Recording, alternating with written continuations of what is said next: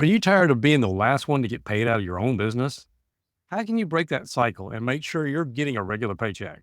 In today's episode, we'll talk about common mistakes construction business owners make when it comes to paying themselves and how you can fix them. If you struggle to get paid consistently, we've got practical steps to help you take control of your paycheck. Welcome to the Contractor Success Forum. I'm Wade Carpenter with Carpenter Company CPAs, joined by Stephen Brown with McDaniel Whitley Bonding and Insurance. Stephen, why is this thought on your mind this week? Because I see so many of my customers and clients, especially starting off a company, and the things that take a hit to a new construction company owner are his family and his personal income. You're already good at what you're doing and making a good living, and you think you can do better by owning your own business. And a lot of folks can. Absolutely. I get it. But at the same time, so many contractors feel the business is coming first in the early stages. Sure, if you have a new baby, that new baby's going to get all your attention. It's going to need a lot more support. So I'd like to just talk to those contractors that are not paying themselves enough to support their family and their expenses right now and what to do about it. And also, what, Wade, could you do as an accountant and a consultant to help a new construction company owner decide how much money do they need to have before they start their own business in order for them to take out a reasonable amount of money for their living expenses?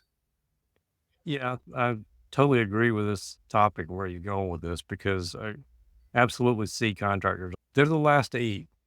They're a martyr out there. Business comes first, and I'm doing what I have to do. And the employee should appreciate me because they always get paid first. And quite frankly, I did that for a large part of my business until I found profit first. I don't want to, we'll jump into the profit first thing, but I'll use the exact same analogy that I think probably threw out over 3 years ago on this podcast. Is if you're on an airplane and that flight attendant says you got to put your oxygen mask on first before you help others, that is absolutely true when it comes to running your own business. And if you can't run your own business so that you can make a good profit and take you home a consistent paycheck, you don't have much of a business. Quite frankly, the contractors work really hard. And when you're working for somebody else, you don't always appreciate all the other things that you have to do to run a business. But when you go and start your own business, typically those people are the hardest working people in the business. They're working all night and all day and on weekends, doing bids and on the job and trying to do everything. And yet they're probably the lowest paid people in the business for a lot of time, as well as even contractors that have been in business for many years. So I think this is a great topic. And I appreciate you bringing it up. Sure, Wade. What is it that gets you started on the wrong foot? Is it the mindset of saying, I'm starting this business from scratch and I'm going to need X amount to live and to support the business until I can grow my sales? Or is it, I have these sales and these relationships that will go with me if I start my own business? So I start the business. Do I have enough cash for all the help I need to get the work done so I don't have to do it all myself? How does a contractor find a happy medium in getting these two things done?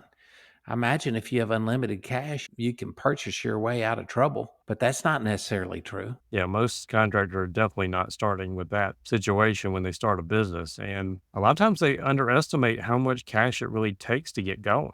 As you said, they could probably have the relationships and could go get some work, but they've got to realize that if you're paying people or subcontractors or materials, you're going to have some overhead, and some of that's got to come first. If there's nothing left over and you're growing your business, and every time you take on a bigger and bigger job, it takes more cash out of your pocket. So it Sure. becomes a cycle that I see contractors fall into all the time. And they just keep trying to perpetually make it bigger and bigger, and they never seem to take home any more money. Yeah, it makes perfect sense. Then just think about the fact that you're a new business and you need to borrow money to get started. How do you borrow money from family and friends that trust you and your business plan? From a bank, from the SBA? And at what point does borrowing that money eat into your profits to where you're losing money or you're working for someone else or you're working to repay that debt? At the same time, you're financing growth sometimes a loan is what you need to help get that accomplished. I don't know, Wade. I don't know all the answers. I wish I did. I know that they can be studied, and I know they should be studied. And I'm like you. I think the profit first system is the best way to start. Again, the profit first system is literally simply paying yourself. Okay, that's one of the elements of it, but also putting everything in a separate envelope, so to speak, a separate category to make sure that you're managing your expenses properly. That Yeah. way, you're also setting aside your profit. And so you're working backwards. You're saying, I'm going to protect this profit first because that is the key to the success of my business. Being able to pay yourself and knowing what you need to take home, that is one thing, but a lot of people think that they can go get these loans from their bank. As an employee, you may be able to get a loan based on your personal credit as long as you got a job. But you jump out in business and you're on your own and you can't prove that income anymore, it's tougher to get a job. And there's such a big knowledge gap that people don't understand that most businesses are not going to get any kind of loan for their business for the first 3 years unless it's tied to your personal credit. There are also people out there saying you can get all these government grants and stuff like that. Those are a lot fewer and farther between than most people want to realize. So again, that's one of the biggest things that people need to understand is yes, you've got to be able to pay yourself and pay everything. And not to pivot the conversation, but too often, contractors are starting off and they think, okay, I need to get some work. I need to get cash flow. And they don't have a real appreciation for what they need to take home to be able to make it on that project. And they think, okay, I'm not going to get this job. My bid's too high. So they tend to underbid. Let's just get some cash flow in the door. And it becomes a cycle. And they get in a cycle of doing cheap work cheaper than it should be. That's probably not the right term to use there, but hopefully you understand where I'm going with that. Sure, they're doing cheap work and their bank account balances are higher, of course, until they pay all their bills. So you feel like you're doing better than you are. That's a universal problem that you always see in the construction industry. Wade, what do you do if you're a listener to this podcast and you're not paying yourself and you're stressed over it? Hopefully, you're listening to this driving between projects and you're saying to yourself, this is a good point. I'd like to do it. I ain't got time to. I haven't, it's too stressful. I haven't got time. I would say, first and foremost, decide how much it takes for you to support yourself and your family, first and foremost, and be very realistic. So you can say, hey, man, I haven't got time for that. Okay, $50,000 a month? What? Yeah, I can live on $50,000 a month. Yeah, okay. Really? What about $20,000 a month? What about 10,000? What is your current standard of living that you have to adjust before you start your business or you need to do right now? Because odds are, if you're not paying yourself, you have cut things down to the nub and you're stressed over the debt you've incurred because you still have ongoing expenses. So, my first point, Wade, would be what is it that you have to do? Okay. You can't see the forest through the trees unless you can take a deep breath and figure out where you are in that forest. How am I going to get out of that forest if I don't have a compass? I don't know what side the moss is growing on, and I'm stuck right in the middle of a bunch of trees, and I got to get out to survive. Okay. That's how people feel. That's what's going on. Then you have other certain contractors that their mindset is, I'm going to take everything I can out of the company. That's fine. The company exists to support you unless there's other owners. And that's where some conflict arises when there's other owners and you still have that mentality that the company exists to support you. Wade, what are your thoughts about what a contractor needs to do who is literally looking for a bag to breathe into today? They need to understand how much they need to be taken home. That is probably one of the first points. But I think the first point I was going to make is that the contractors need to look at themselves and stop being a martyr out there and stop saying, okay, one day this is all going to pay off. The idea here is that, yes, you do need to probably be doing some things differently. And there are a lot of things like seasonality, and you've got a lot more cash flow issues in construction than probably any other industry. You need to do something today. I was going to tell a story about profit first. There's a lot we could unpack with that. But when I had my business for probably 15, 16 years on my own, I was always the last to eat. I always made sure everybody else was, and I reinvested profits. I'll go buy some software or we need a new desk or computer or something. And Mhm. I was always the last to eat. And when I started profit first and I started carving out every dollar that comes in, cover my payroll, the moment I did that, I have not missed a paycheck in over 6 years since I did that. And it's embarrassing for me to say that. I did the exact same thing our listeners are probably doing. One day this is going to pay off. When is that one day for you? That's what I'd say to our listeners. Maybe we've helped you because you're listening to this. And if you're paying yourself properly, or you're not paying yourself properly, or you want to pay yourself more, the formula to do that is to put the systems in place, put something that helps you reach that goal. And you do it by help, you do it by people that can help you get there. You prioritize what is most stressful to you and how you want to accomplish that. And Wade, I believe wholeheartedly that the profit first system is a way to accomplish all those goals. And I think you're right about the martyrdom of running a company. And I see contractors that have been that martyr, and then the company starts doing better, and they've enjoyed that martyr role a little bit. It's a dysfunction that you're used to. And when you take a separate approach, it's healthier. It helps everyone in the organization. As a contractor, you got to let people go when there's not work to be done. That's a simple fact of the construction industry. But you also know that when you have good people, you want to try to keep them, and you want to try to help them grow financially. And the best way you can do that is to pay them regularly, pay yourself regularly, and reinvest your profits of whatever you can back into the company through strategic planning. Absolutely. I wasn't going to go into my book that's come out, but I do approach my book different from the original book of Profit First because I think there's a lot of people that get stuck on the instant assessment. But there are two main things and this is my approach to this. Number one, you need to understand what I refer to as job X or job expenses. Mike McCallum talks about materials and subs, and that's the biggest part of it. But what is the cash that is going out to other people versus your own people, internal people? And then number two is what is your operating expense, OPEX? And that percentage in cash is what you need to understand is what you need to hit the monthly nut, if you want to use that term. What do you need to hit to cover everything else if you have no other? And everything beyond that falls into three other buckets. There's profit, there's owner's compensation, and the taxes. Getting the first two, I think, is the biggest piece for a contractor to understand. You really need to understand. A lot of people will probably know their job costs, or at least they have some kind of idea in their head, but they also don't have any appreciation what that overhead is in cash flow terms. Most bean counters like me are going to express it in terms of what does my P&L show. That's not cash, even if it's on a cash basis.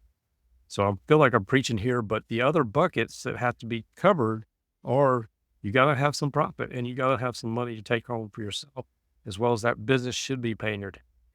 No, this is a huge point, Wade. Paying your taxes, how you bonus yourself, whether you give yourself a regular paycheck, whether you take a draw. I think the profit first mentality is you're taking a regular either bonus or a paycheck, right? Yes, absolutely. And it's the fact that you're putting money. I know the title, we've said it before, the title sounds greedy. A lot of people, they're proud of being the last to eat. That may sound good to your employees, but that's not a healthy business. You're going to be overly sensitive about not flaunting the money you're making at a company. As you're making a lot of money and you've got enough to live off of and to reach all your retirement goals and any other goals you might have for yourself, then maybe it's a time to start thinking about reinvesting in your people and paying it forward, letting them have a chance to run their own business like you did and make it a little easier for them than it was for you. So many of our listeners have done that. So many of our listeners have had a mentor who is a business owner that helped them get their business started with great advice. I think your book, I can't wait for it to come out, Wade. It's so practical and it's so perfect every concept that we've discussed. Like I mentioned, I can't wait to read it. What would you say to our customers that want to do something now about this? Again, I think that's one of the key points is understanding what does it take in a cash flow standpoint. We've helped several contractors over the years implement this, but what I've come to realize is that as well as my own business, I different type of business, but the same kind of thing is like you realize in cash what it takes. It motivates you to go find the right type of work and knowing what it's actually going to cost you on that job and not have some nebulous number that's overhead is 10%. We're just going to tack 10% in overhead and profit. And that never seems to work. You got to understand exactly what it costs you in cash. So that's the idea is going to motivate you, if nothing else. Like this is what I've got to hit. Sometimes the small projects are the ones you make the biggest money on. If Hmm. you could turn a bunch of those, that's perfectly fine. As opposed to some people that let's go do the $2 million job as opposed to $300,000 job, and they're making a lot less money and digging themselves a bigger hole. Then you've got Wade, you got the family dynamics of wanting to support and help other family members in your company. And if you really want to help them, you'll have a good functioning business and they will bring something to the table to help. I see so many of my customers that start off and have their spouse be their accountant because it's something they don't want to deal with and they don't want to pay someone else to do it. And of course, who looks after your money better than your spouse? But they may not be the best suited for it. And you throw someone into a situation for a job that they're not suited for and they don't want to do it. And then you're an enabler. You're enabling that family member through your company. And then you're faced with even tougher decisions to make in the future. Yeah, unfortunately, so many contractors are out there doing that, and they have their spouse, significant other, whoever, cousin, aunt, whoever doing it on the cheap, and Sister, they brother, yeah. yeah, and they resent the job. They hate the job. You may think, okay, they're not going to steal money. Although I can vividly point to some of my contractors where one in particular had a sister that embezzled hundreds of thousands of dollars of payroll taxes until they found it. Hopefully, they have the best interest at heart, but they don't necessarily have the inclination or training to do accounting. But I think that we're going off on a different topic. So we're kind of getting off the topic of paying yourselves, but we had to because sometimes you're paying other family members because that's at least putting some income back into your pot. If you pay your spouse to do it, that creates an expense that might help your tax purposes. It also lets you not have to go hire someone to run your books for you. I get that. But I've also seen over and over again those spouses resent being thrust into that role. Now, I would say if you're starting a new company, it would be wonderful to have a spouse with gifts and abilities that you need to run a successful construction company, of course. But never again, it's just something to think about. It's all about taking care of yourself. Profit first helps everyone. Profit first mentality helps you. It helps your ability to manage your company. It helps your ability to leave a legacy for others. It helps your ability to make the kind of living you want out of your company, whatever, and define it in any way you want. Success. Success is something that you have to define. In my mind, Wade, the success is managing your company and it not managing you. That's success. Whatever's going on, whatever the numbers are. People get so caught up in the final numbers. What is your income after taxes? What is it you're taking home? How much money do you have? Do you remember in that movie Wall Street with Michael Douglas and Charlie Sheen? One of my favorite lines was when Charlie Sheen said to Michael Douglas's character, "Gordon, how many yachts do you need to water ski behind?" That made me laugh because seriously, you have to decide how many yachts you want to water ski behind. If you have something good, you want to replicate it, right? What's wrong with that? Nothing. But at the same time, your definition of success may be skewed right now. And you might be saying, what my company could be someday will be my definition of success. I'll be making the kind of money my old boss was making, plus more. I'll be the most prestigious company out there. There's nothing wrong with that. But at the same time, Are you being a martyr about it? Do you have unrealistic expectations of what your company can do and what you can do? Yeah, that's where outside friends, consultants, advisors can help you be honest and real about it. And that's what you need. I wouldn't say it's an accountability person, but it is actually. It's someone who can say, what is it you want? What do you want to accomplish? And how do you get there? And can objectively look and say, you're straying from what you told me. Has that changed? Is that not your current goal or ambition for your company? Then again, Wade, of course, me saying this to you is preaching to the choir, but it's something I wanted our listeners to hear over and over again. I see so many contractors that have built up a nice net worth and they're just burnt out. I'm packing it in. And that's your prerogative, isn't it? Because it's your company. Pack it in. Now, you can liquidate your sale. You can sell it at a return on your investment of how you set up your business. Any way you want to do this is your prerogative, right? But I've seen contractors completely reinvigorated with the idea of working smarter and not harder. They figured it out and they want other people to understand it. And that's why we have this podcast, because we see that and we understand the frustration that our customers go through day in and day out by not being able to see their way out of the forest, by not being able to put the oxygen mask on in order to help themselves and others, like you said. Someone chopping wood all the time that doesn't ever take the time to sharpen their axe. And they're just flailing away at those trees with the dull axe. All of us have cut on trees with dull axes. We know what it's like. That's pretty much all I had to say on the subject. I like that analogy too. And unfortunately, we see a lot of contractors on the other side of that coin, probably more than they go 5, 10, 15 years, 20 years, they get in retirement and construction is hard on a bunch. It's like you can't do that forever.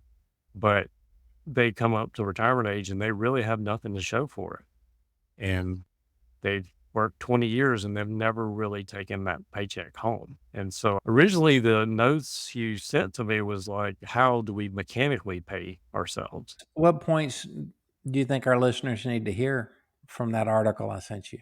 It's going to depend on how they're structured and if they're an S corporation or whatever. I think they were going into whether you pay yourself as a salary or have to pay your taxes with estimated tax payments versus your withholding or whatever. But the key, number one, is to be able to carve out these buckets for taxes.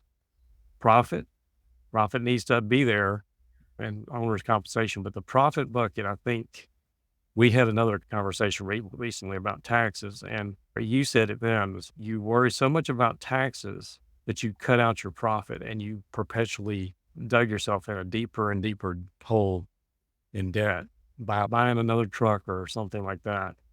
And maybe you needed that truck and maybe you could justify that truck in your mind. But my message for today is contractors need to understand you need to learn how to build a healthy business.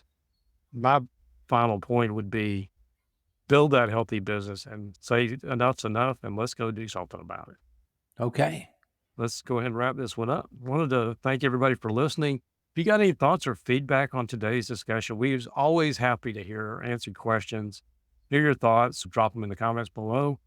Again, thanks for listening. If you enjoyed this episode, please share and subscribe and follow us every week as we post a new episode, and we will see you on the next show.